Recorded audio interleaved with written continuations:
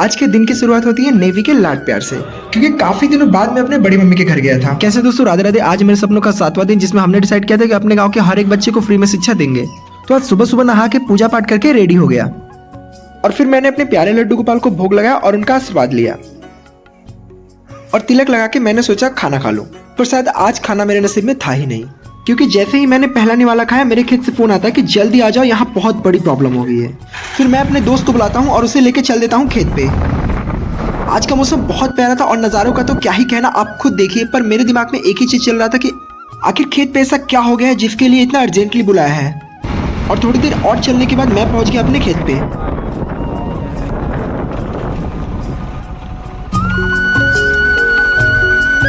और जैसे ही मैं अपने खेत पे पहुंचा तभी दिखी मुझे ये दादी माँ, जिसने सबसे पहले मुझे और मेरे दोस्त को पानी पिलाया। और मैंने दादी से बोला कि पानी तो हम पीते रहेंगे, पहले ये बताइए हुआ क्या। और दादी बोलती है पहले पानी पी लो फिर बताती हूँ। और पानी वानी पीने के बाद दादी ने बताया कि हमारे ट्यूबवेल का पानी छोड़ दिया है, यानी कि वाटर लेवल बहुत नीचे चला गया है और पानी आना बिल्कुल ही बंद हो गया है। और फिर हमने जल्दी से मिस्त्री भैया को कॉल किया और उन्हें बुला लिया, क्योंकि इसमें अगर टाइम लगा तो मेरे सारी फसल बर्बाद हो जाएंगे। और भैया उसे कुछ देर देखने के बाद उन्होंने बोला कि मोटर को निकालना पड़ेगा। और मैंने ये काम कभी नहीं किया था और सच बताऊं ना तो इसमें बहुत मेहनत लगा था।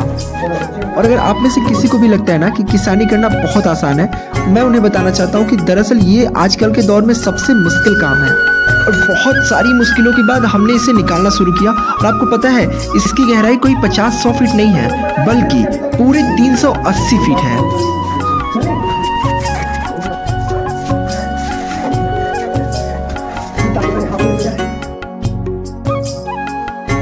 पर जैसे तैसे करके हम सब ने इस मोटर को निकाल ही दिया।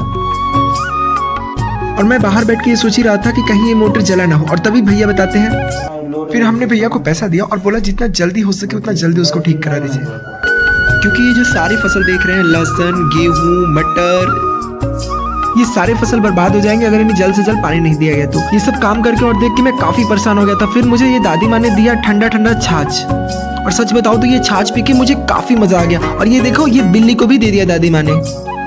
और हम छाछ पी के बैठे ही थे तभी दादी माँ ने लाया पपीता, और ये पपीता हमारे ही खेतों का है। और सच बताऊं ना इसका टेस्ट लाजवाब है। और मैं सच बताऊं दादी से बात करते करते मैं कब सारे पपीते खा गया मुझे पता ही नहीं चला।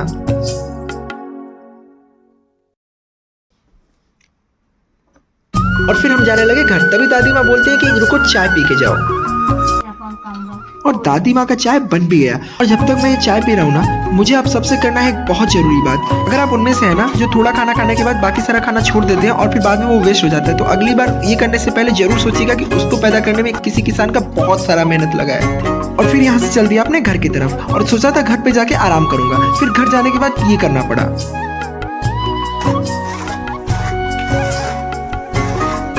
और फिर मैंने सोचा चलो अब आराम करूंगा, पर जैसे ही थोड़ा बैठा अब देखो ये कौन आ गया।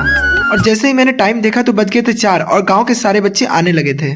और आज फिर मेरे क्लास में एक नया बच्चा आया और एक एक करके मैंने इन्हें काफी सारे नेशनल थिंग बता दिया। मुझे पता है आज का वीडियो थोड़ा सा लंबा हो गया है, पर मैं आशा करता हूँ आप सभी को वीडियो पसंद आया होगा। तो वीडियो को लाइक कर दीजिएगा और साथ ही साथ चैनल को सब्सक्राइब कर दीजिएगा। और याद रखिएगा आपका कमेंट हमारे लिए बहुत मायने रखता है, तो कमेंट में एक आइडिया जरूर बताइएगा जिससे हम अपने गाँव को एक आदर्श गाँव बना सके। लैंग्वेज क्या बोलते हैं? हिंदी। और फिर हमने बच्चों को पढ़ाया मैथ यानी कि गणित। और गणित में सबसे पहले इन्हें बताया बेसिक शेप्स, क्योंकि आगे चल के इनको जरूरत पड़ेगी।